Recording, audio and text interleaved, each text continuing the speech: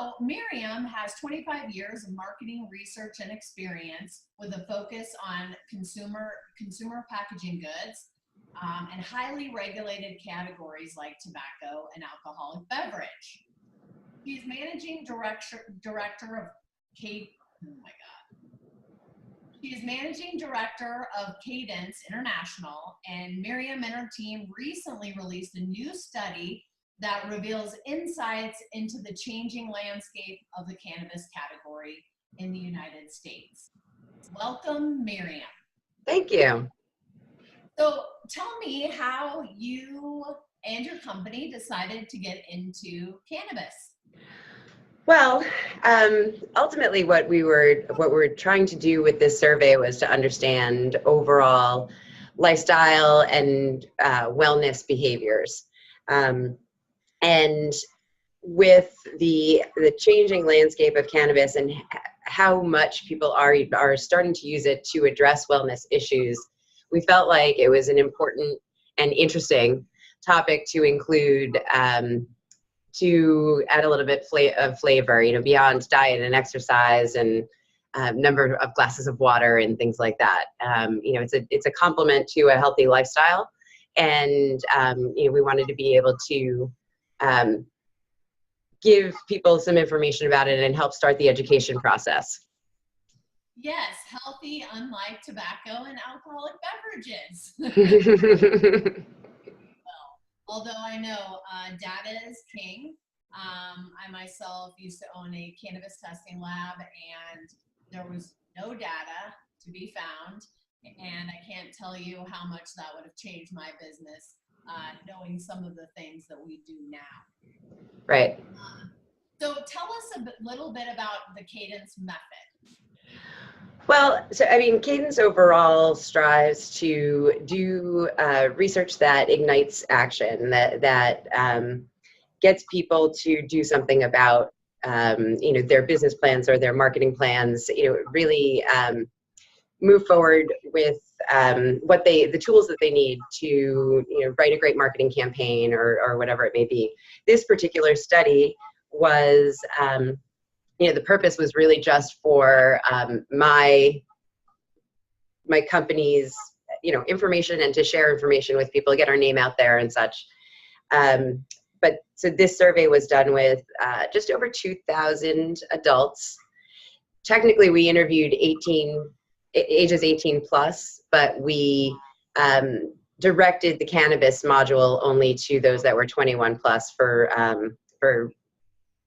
logical reasons. It was done nationwide. It is a representative sample in terms of where people were interviewed, ethnicity, age, things like that. And it was done online. Oh, okay. And you identify all of those parameters. And then how do you identify the 2,000 people? Well, so we used an online sample. Which is very common in our industry. There are people that belong to online communities where they have agreed to do research. What you have to be careful with when you do use panels is professional respondents. There are people that just take surveys to make points and things like that. But making sure that you have the right representation of gender and age and ethnicity and regions and things like that helps a lot. And then did you get more than 2,000 and you slimmed it down, or was that kind of the maximum? Yes. Yeah, good question. We got about 2,500, and we found 500 people that we didn't like what their data looked like. It was maybe they answered something, didn't make sense between two questions, or maybe if we gave them a bunch of questions with rating scales, they answered all fives. We look for anomalies in the data. There's also bots taking surveys now, so you can find really wacky things in open-end questions. The open-end question is where you just ask a question and they type in the answers. So you can clean out a lot of people or bots based on the open ends as well. So we do a careful cleaning of the data to make sure that we feel like the end respondents are quality respondents. Got it. Now I noticed when I was looking at your website, it's heavily Asia, besides Yes. the United States. So can you talk to me about that? So we started in the UK, started to build the Asia presence and the US presence. We just seem to be growing more in Asia so far, but the plan is to really build up our US business. We've opened a New York office as well, and we plan to head west as we start to expand. So, the goal would be that a few years from now, we have 4 or 5 offices in the States, and we start to really build our business here. And have you yourself personally always been in data? What was your degree in? My degree was in marketing and management. I think a lot of people stumble into the marketing research industry. I don't think you grow up thinking you'll do market research, that's for sure. I actually started in pharmacy when I went to school. And quickly realized that the folks around me were very different than me, and that maybe business was a better way to go for my personality. It's interesting that I'm now focusing some piece of my career on cannabis and getting back to the pharmacy sort of industry. But but otherwise, I've worked in market research since I quit a job on Wall Street, which I did for 6 months or so. And it's been market research ever since. So you say pharma, us in cannabis call pharma the dark side. Right. Of course, for many reasons. Yes, pharma has some kind of place, but the more you're into the cannabis industry, it starts opening up your eyes for a lot of things that are happening that I would have never known about. Right. So it's very interesting. Who is your biggest competitor, let's say, outside cannabis? Certainly there are a lot of really large conglomerate market research companies. We are small in comparison, but global, which is a nice, we can call ourselves a boutique because we're still 300 or so people, but we do have a presence in a lot of a lot of other countries. There are companies like Ipsos, or TNS is now part of Kantar, I believe. There's 3 or 4 really large global companies. I would consider them competitors, but there's 17,000 employees instead of 300. So. And how do you go about getting traditional business? How does one? Is it online? Is it referral? It's probably a little bit of all, but how do you think you get most of your business? Most of it, in a perfect world, it's through word of mouth. Clients are talking to each other at conferences, or there's a lot of moving around in this industry, and it's relatively small. So, so-and-so worked with so-and-so at X company, and this person went off, and they refer to each other and get references for new vendors that they're working with. So in a perfect world, that would be how it works. But the classic sales is certainly alive and well here in this industry too. Where you're doing cold calls, or using a lead generation company, or working LinkedIn or other digital methods. I find LinkedIn is such a fabulous tool for sales. I really do. Right, I agree. So is cannabis going to be your next industry that you put resources to? Well, so we already have put some resources against it. Ultimately, I think it'd be crazy to ignore it. I don't know that we've seen a category that will grow as much as this one will in decades.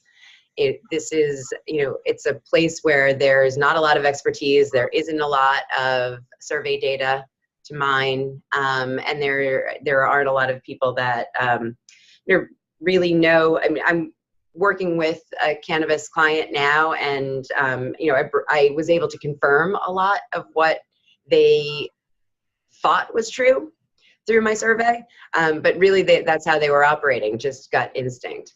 So there's definitely a need, and it's a category that you'd be crazy not to be interested in, really.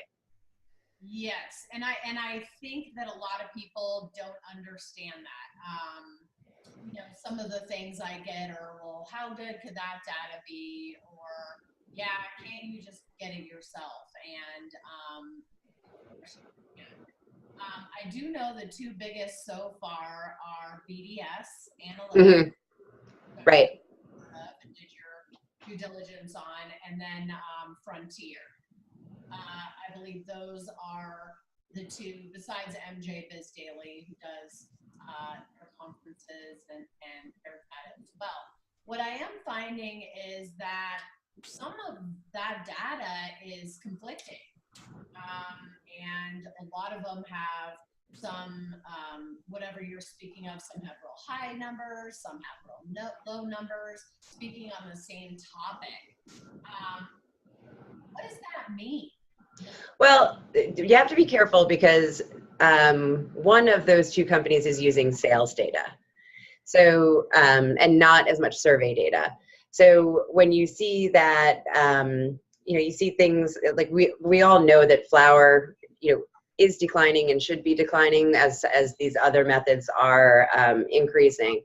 And you're seeing it in the sales data, but you're not necessarily seeing it as much in survey data because people use more than one method. So if you were just going to ask somebody, what are the different ways that you consume cannabis, they're going to say flower because there are special occasions where flower is right. And they're going to say vaping because that's certainly growing and it's convenient. But the sales data is going to show vaping really taking off because maybe 9 out of 10 occasions are vaping and 1 out of 10 is flower.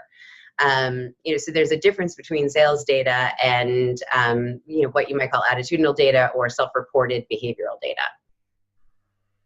And obviously, I know that BDS plugs into the point of sale system. Doesn't get much more accurate than that. Right. Okay, so they have clients that they plug into. So how can you get better data than that? And is, let's say dispensary XYZ has BDS in there, they're probably not going to invite another data company to come use their data. No, and that isn't an area where Kadence would be interested in getting into anyway. For us, it's about uncovering the whys and the the motivations behind the and the need, the end result that people are desiring, the desired outcome, for example. So we're looking more of understanding not necessarily the sales data itself, but to understand why you're seeing a growth in concentrates, for example. What is driving that growth? Who are the people who are using concentrates, and what kinds of occasions are they using it in? We're more interested in that side of the business than we are in. They've got the sales stuff covered. I'm certainly not gonna fight for that position, and I congratulate them for doing that. But we're really much more interested in the touchy-feely and the motivation side of things. So yeah, and of course, some of that is driven by laws. Obviously, right. Some states can't smoke flower, so your right. consumption is going to go down in those states. So tell me who does that data help? That touchy-feely, why are people using concentrates? How is that going to help somebody's business? So I mean, if you are a technology company, or somebody who makes one of the vaping pens, for example, they need to, as this market grows, they need to understand how to talk to people and who their target customers would be, what they need to stay to bring them over from flower, what touch points they need, what they need to be doing in retail to attract their attention, what their packaging should look like. All very classic marketing problems that really can't be solved by just knowing that I'm selling more today than I did yesterday. Sure, sure. And all of this is survey driven. Everything that I do is survey driven, or focus groups, or one-on-one interviews, or in-home interviews, things like that. Mm-hmm. And how much, and if I'm asking too much information, just tell me, how much does a survey cost? Like for you, what was the cost of doing 2,000 online surveys? So for me, it's going to be a lot less because I have the resources to write the survey, to program the survey, things like that. I mean, a typical research study with, an adult population, if you were speaking of cannabis consumers particularly, could range anywhere from $18,000, $20,000 up, depending on what you're trying to learn and what kind of statistical techniques we need to employ. It could be $300,000. Particularly if you need to read edible users in a small geography, or if you are only going to recreationally legal states, as you start to whittle down to smaller target groups, it gets more expensive to find people. But you can do a survey as with my company, for example, where you have the help with the person leading, writing the questionnaire and programming and hosting the survey, and as a client, you just have to help direct the content and tell me what your problem is, and we'll figure out how to get you the answers. That is, I would say, base $15,000, $20,000, and can go up and up and up from there. And then how do you get the end consumer's email? So they're usually in a panel, so I don't actually have to get their email at all. We would reach out to one of our panel partners and do the survey. What's that? What is a panel partner? I don't know. So there are companies that host these communities or these panels. Research Now is one. They're part of SSI, which is, now they're the same company, but they used to be two different companies. Those are two very reputable companies that operate globally. That you could reach out to and say, I have a 10-minute survey that's going to go to a group of people that I expect to be about 18% of the population, and it's going to be adults 21 to 64, and they'll come back and give me a cost. If you wanted to do a survey and you could figure out how to program it and host it, they would do the same. But there are folks out there that are that have expressed an interest and are willing to do surveys, and they become part of these panels. Yeah, and of course, this is going to just get bigger and bigger as the industry gets bigger. And I'm sure you're aware of that, and if you're not, most of these companies are very tight budgets right now. Right on normal expenses, etc. So right. It's very interesting. So right, and when I think about, though, the potential and where we are in this category right now, I do think an investment in understanding how you need to speak to your consumers, what your marketing plan should look like, gives you a strategic leg up, and a real strong starting place in an industry that you could end up, it would help you be a market leader in this industry as it grows. So I do think there's a tremendous amount of value. But I do realize, I honestly, most of the studies I do in any category would range really more from 40 or 50,000 to 250,000 generally. So, but depending on what you want to find out, and it can vary widely. And then you sort through all that data? Well, not really sorting. We have statistical programs, and we have statistical tools where we can run tables and things like that. But yeah, the fact is, you have questions going in that need to be answered. So you are first looking, okay, here's the first question I need to answer, and you're looking through the data to answer that question. And, but you have a focus. With this study, I didn't have a tremendous focus because I didn't have a paying client with business needs. So it was really all up to us to figure out what we wanted to say and how we wanted to say it, which is fun.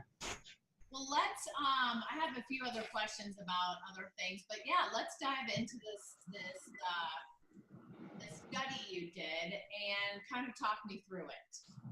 Sure. I mean, like I said, the study itself was really about adult health and wellness. And, we had, this module that focused on cannabis and cannabis use. And that's what we're here today to talk about. But we also talked about diet and exercise. And a number of other topics. So it ran the gamut. But it's been very interesting to look at cannabis users versus non-cannabis users across the states. And frankly, I was frustrated because I expected to find a tremendous amount of differences, because there is a certain profile that you think of when you think of a cannabis user. You kind of expected them to hike more. Oh, you do? I kind of did. There were just a number of things, like regular, things that you just preconceived notions, if you will. None of it was true. They exercise just as much. They earn just as much. Male, female is even. They tend to skew a little bit toward younger adults, but not a tremendous amount. They certainly tend to skew toward the West, but that is just logical because that's where there are more legal states. But even if you look at legal states versus recreationally legal states versus not legal states, there are very few differences. We found that overall 18% of the US adult population considers themselves a cannabis user, and that 18% holds true whether you look at a recreationally legal state or a not recreational legal state. So it's very interesting. What do you think was the most, I'm not sure how familiar you are with cannabis, but what surprised you the most besides the hiking?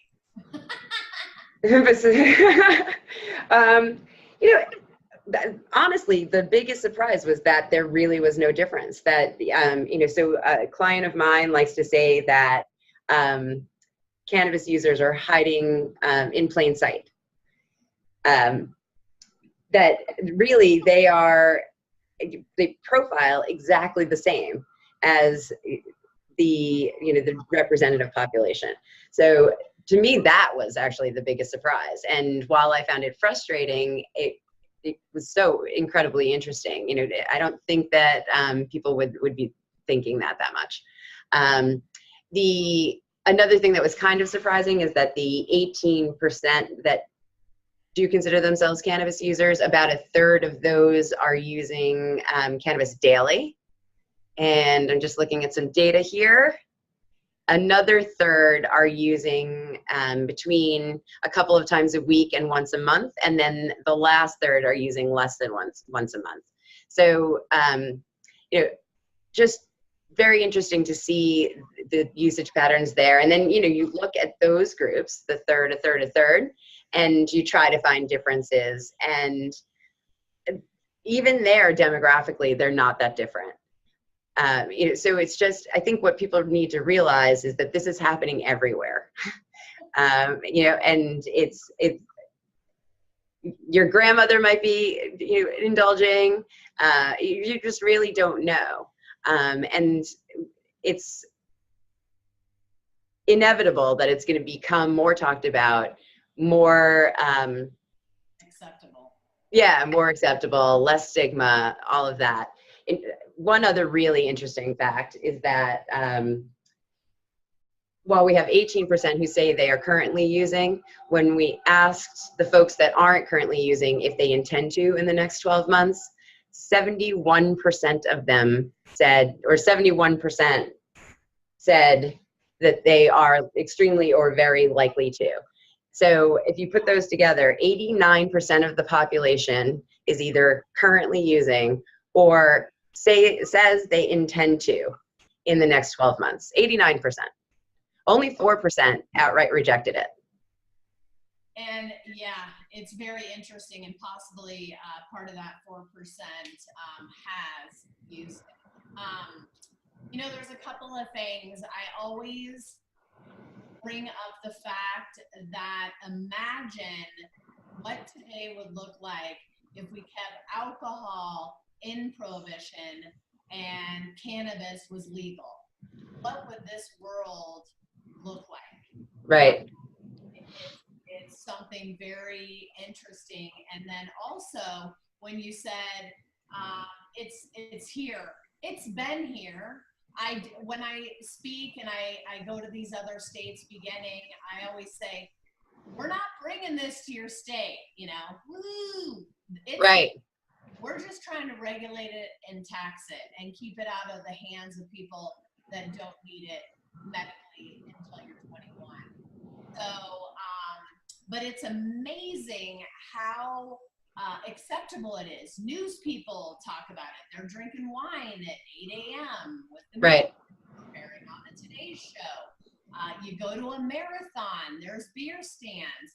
I mean, you literally cannot get away from it. It is so accepted, which in turn I feel people think that it's not that bad. And I personally think that is much worse than opiates right now, just because it is so accepted. But yeah, you bet your doctor, your cardiologist, your Wall Street guy, most of the time they've tried cannabis or they use cannabis. Right.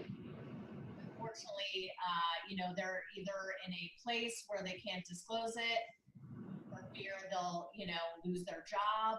Mm-hmm. But you know what? That's what this movement's all about, is to show people like myself. I'm 47. I pay taxes. I give back to my community. And this is what I look like. And I'm fine. And I'm not lazy eating Cheetos all day. You know, what they love to say. But on that note, real quick, when cannabis went recreational here in Denver, you know, Denver or Colorado is a very healthy state. Mm-hmm. We're either usually one or two. And Nabisco that year had its largest sales the first quarter it ever had in Colorado. So we build businesses. Well, just as an FYI, there's no difference in average weight between cannabis users and non-cannabis users. Oh, talk about that. Talk about that with me. I mean, ultimately, so as part of the health and wellness thing, we asked height and weight and we calculated BMI. And they are, you know, on all aspects. So the frequency with which they exercise, the type of exercise they do, their BMI or their weight overall, so in research we say there's no statistical differences. They are absolutely flat. So eat as much Nabisco as you want.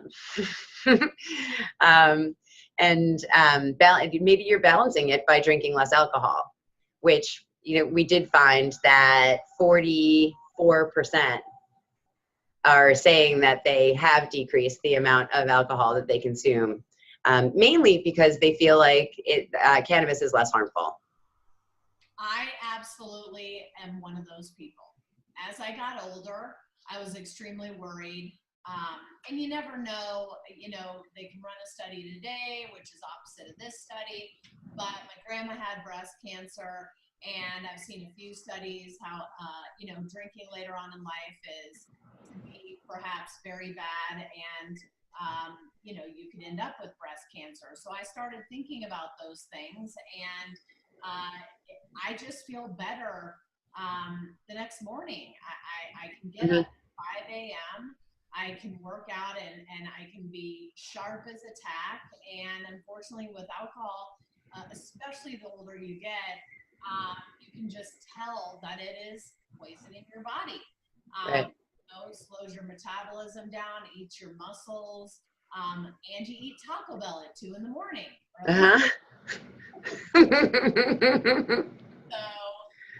Okay, and then there was a couple other things that was really interesting. You ask why people use cannabis. And of course, the number one is to relax and rewind. Right. Or unwind, rewind. Unwind, right. To relax and unwind. And I feel like we all need that somehow, some way. And unfortunately, usually it's drugs, alcohol, or hopefully exercise in some people's cases. Right. But I feel that's a medical use. When I talk to people and they, oh, I take it recreationally. Well, okay, well, at night, why do you use it? Oh, well, I need to, I'm stressed out. And, well, that's medicinally. Or women, right. Or women, why do you take it? Because I had cramps. Mm-hmm. And it helps my cramps, which we actually had a woman on who had horrible endometriosis, and she actually cured herself with some cannabis and a mix of herbs. Wow. Like 20 or something like that. So anxiety relief, which is interesting because a lot of people, THC sometimes can induce anxiety in some of us. But again, it's about what kind of strains you're taking, Mm-hmm. what cannabinoid ratios, you're taking, and that kind of thing. Of course, sleeping aid. What else?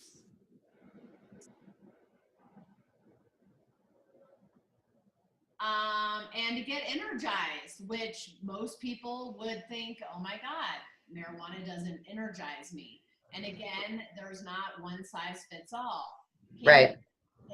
Cannabis is like craft beer. There is so many ratios and strains that you can't just try one and say, oh, well, it did this. Right. It made me so tired I just had to lay on the couch. Right. Mm-hmm. And then, further, we were talking about alcohol consumption. Cannabis is less harmful than alcohol. That is pretty clear. Some of the things we don't understand right is how does it affect your lungs if you are smoking it? As far as I know, there's never been a study that connects cannabis use, cannabis smoking with lung cancer. There's never been that direct correlation. It's always had tobacco as a factor. Right. I think running some studies on that would be super, super exciting to understand what's going on there. Have more control. I think this is a big issue, especially young women in college. Right. These parties where you drink so much, you black out, or you do some things that you just normally wouldn't do sober. And I sure feel like when you consume cannabis, you have your wits about you. Right. So that's very interesting. Fewer calories is interesting. Mm-hmm. Although marijuana may have fewer calories, but then of course you do get people that have the lens. Right. I still think, depending on your beer consumption or your alcohol consumption, you can eat an awful lot if you're substituting for alcohol. You absolutely can. And then safety reasons. That's very interesting. What do you think that means? I think that's related to control. Just knowing that you're not going to get in trouble because you do have your wits about you. That was my take on that. That's the problem with surveys sometimes. What you put out there isn't necessarily what people think, but enough people selected it that I bet it's related to control, though. Yeah. And then of course the good old help me feel better. Right. It's and that is really related to the hangover. The way you feel the next day. Sure. And don't get me wrong though, you can have a hangover, especially on edibles. There's no doubt about that. A different hangover, of course. Mm-hmm. Still a little lethargic. probably more like a, you know, a pill, a prescription pill hangover. But yeah, so what else, what other things in the study? I only have 2 slides here. So Right. I mean, some of the more interesting things, let me just open some reference documents here. You know, one of the more bizarre findings, you know, because we did survey on so many different topics, was that cannabis users, particularly daily cannabis users, are less likely to wear a fitness tracker. This is just a bizarre fact. they're less likely to wear, daily cannabis consumers are less likely to wear a fitness tracker. There you go. my iWatch. Mm-hmm. Only 15% of daily users wear a fitness tracker versus 31% of all cannabis users. It's just, so, and that is absolutely a statistically significant finding. It's not a really interesting finding. I don't know why. We didn't ask why. But it's just one of those more bizarre, you know, pieces of information that came out of this. Daily users are more likely to use a bunch of different modes or methods of consuming. You know, they have more opportunities. They're also more likely to have more motives for use. So there, I kind of wonder whether it's the chicken and the egg. But you know, they're more likely to say it's to relax and unwind, and to relieve anxiety, and to you know, for the buzz, and for, you know, so their list goes on and on. Whereas somebody that's using it more on you know, a less frequent basis might be more likely to just say, well, to socialize, and only name one reason.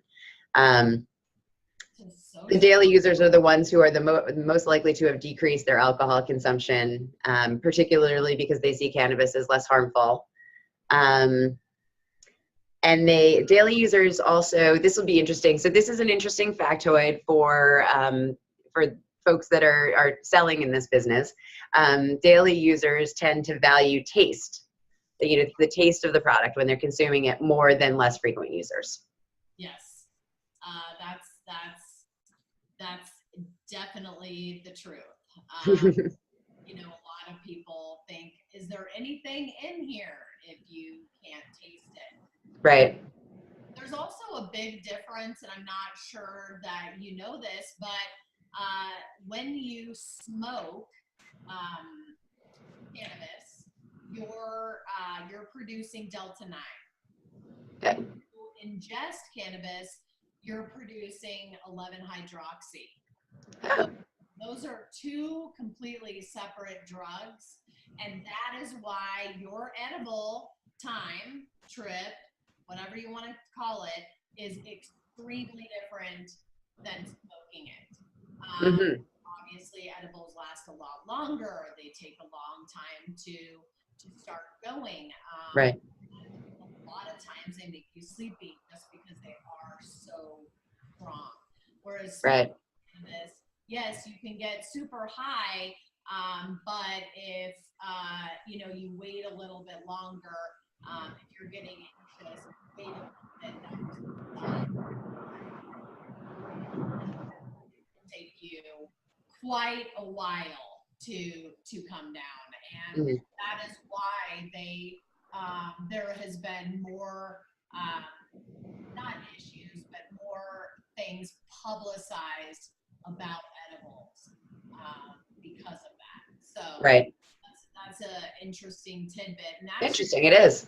In Colorado, early on, the industry wanted to separate the drugs to help educate people to understand that, yes, this is completely different.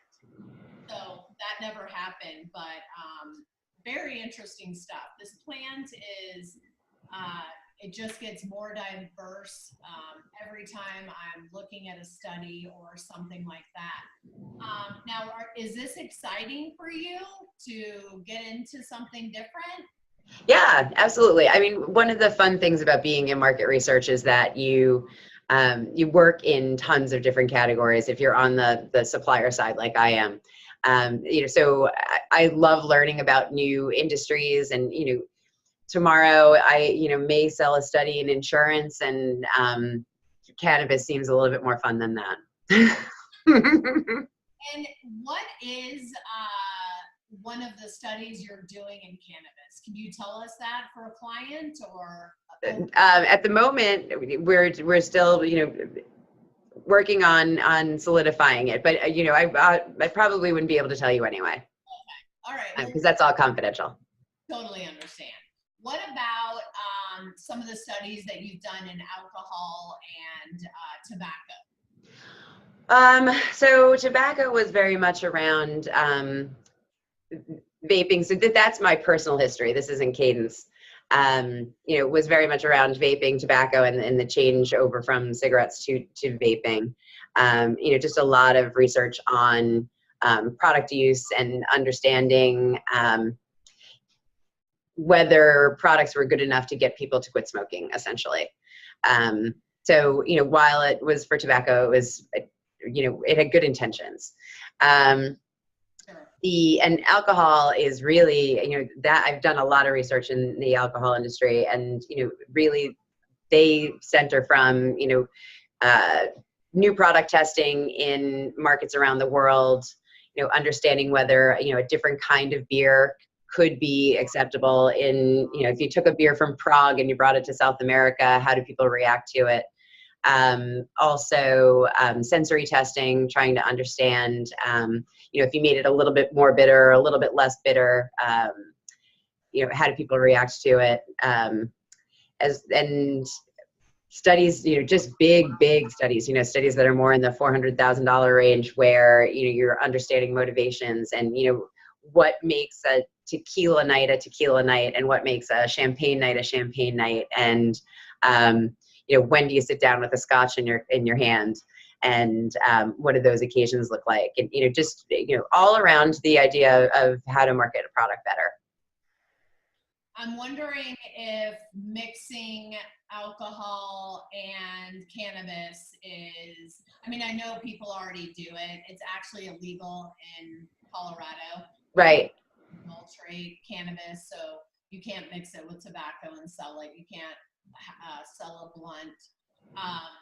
But I do know there are companies that are working on having that same feeling of alcohol and being able to sit down and have, let's say, a few beers or a few cannabis products that's kind of like alcohol. Right. So Constellation Brands just invested in Canopy for that reason. So they'll be making cannabis wine. It'll be non-alcoholic wine, but it'll have I'm assuming that's what they're doing. Yeah. Lagunitas is a beer that's making a non-alcoholic beer that has cannabis in it. But yeah, so people can feel like they're still getting their night out or their beer, but they're actually consuming cannabis instead. Right. And that's really exciting for me because, well, in the consumption problem, right? I go out in Denver, I go with my friends, they're drinking, I can't consume cannabis, so I either have to leave and walk down the street, or, I went to a concert, you have to consume before, you can't consume. So all of that kind of stuff makes it a little less social for those of us who prefer cannabis over alcohol. So I'm excited to see what the future brings in that realm, and wonder. Clearly, alcohol is paying attention. Mm-hmm. They've been in this game. I know people like to say, "Oh, they're just getting in." No, they're not. They've been in a while. Pharma, tobacco farmers are turning their farms over to hemp. So people that are business savvy know that this is the future, whether right. it's cannabis or whether it's hemp. And you mentioned packaging choices, and people are trying to get hemp resin going. I know there's not a lot of that, but it's a fast turnaround crop. It would make perfect sense. Mhm.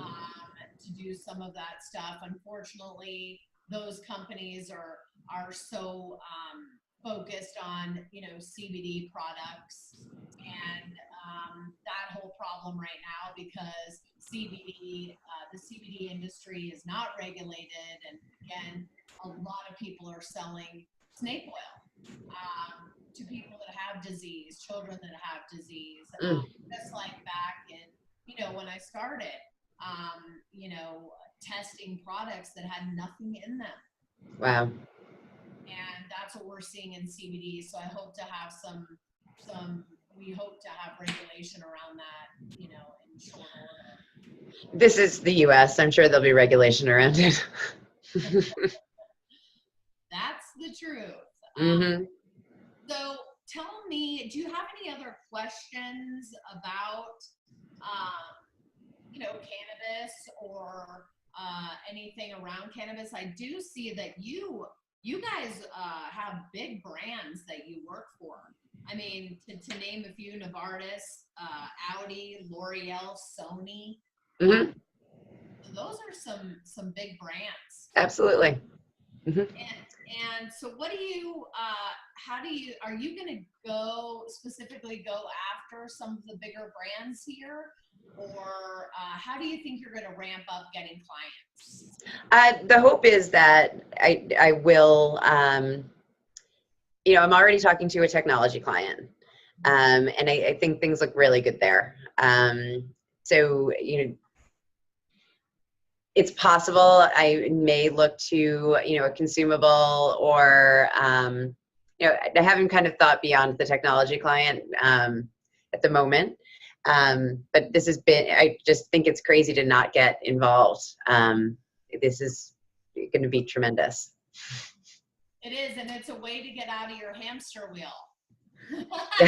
There's no such thing as a hamster wheel in cannabis. It's always changing. You have to be quick and nimble. But anyway, do you have any other questions? No, I mean, we're in Massachusetts. I think our first dispensaries are going to open any day now. You know, and I just can't wait to see the way that things progress, and, you know, how quickly we start to move to, you know, a community that embraces and understands cannabis. Because right now, you know, I think it's still kind of a behind closed doors, keep it quiet kind of thing. It is, and that's why, you know, all of us need to be proud, thus the gigantic diamond cannabis leaf. Yeah, we just need to talk about it and educate people about it, because I feel like whether people are for or against, they're curious. Well, we wish you all the luck, and hopefully we can have you on down the line and see what other things you have cooking. Terrific. Thank you so much. It's been a pleasure. Take care. Bye now.